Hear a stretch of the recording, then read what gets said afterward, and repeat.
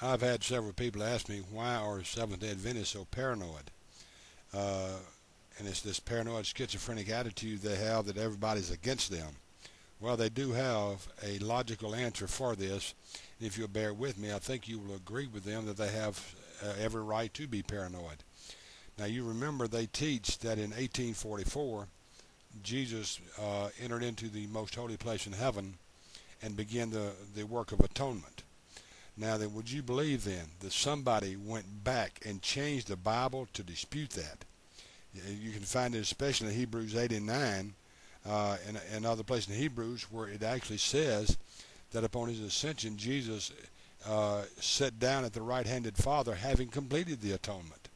Now, can you imagine you'd be a little paranoid too if you thought that Jesus didn't begin the atonement until 1844, and somebody goes back and changes every translation of the Bible to refute your doctrines and to say that you're wrong and teach that Jesus actually completed the atonement at his death and entered into the most holy place in heaven and sit down at the right hand of the Father. So if someone had to change the entire Bible to refute your doctrines, wouldn't you be a little paranoid as well? But then there's something else that they have a reason to be paranoid about as well.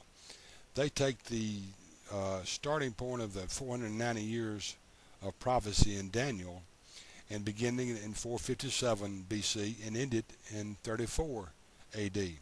Now then, they say that it begins in 457 because of the decree of Artaxerxes. But do you realize that someone went back and changed the reign of Artaxerxes?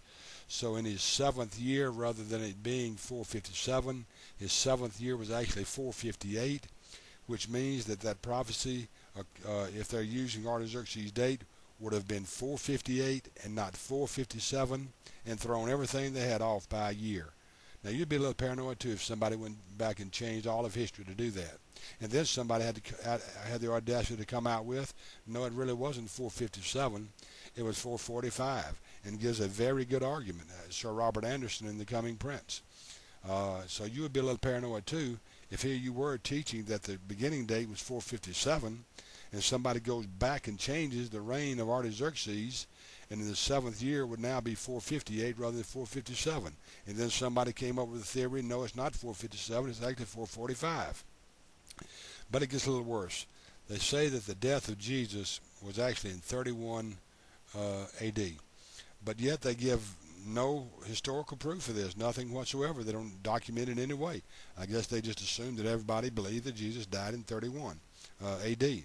But you know what, again? Somebody went back and did some excellent research and says that Jesus could have died in 29 AD, he could have died in 30 AD, 32 AD, 33 AD, and as late as 34 AD.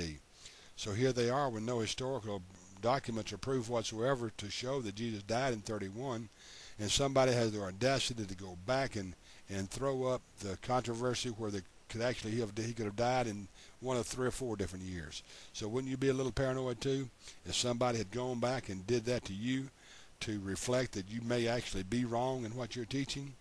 But it gets a little bit worse than that.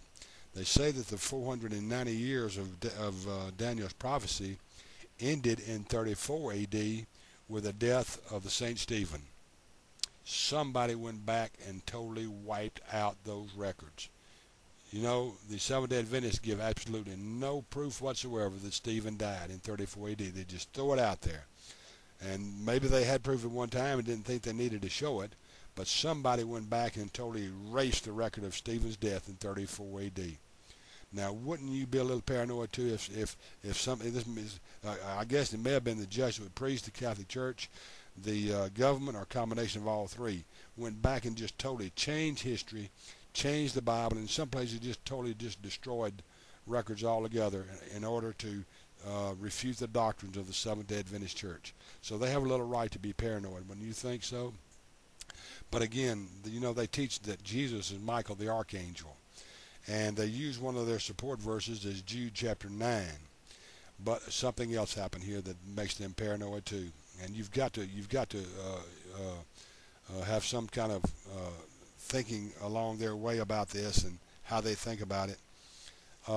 You know, they say that there in Jude chapter 9 is where Michael is having a railing accusation. He wouldn't bring a railing accusation against Satan over the body of Moses, and he said, "The Lord rebuke you."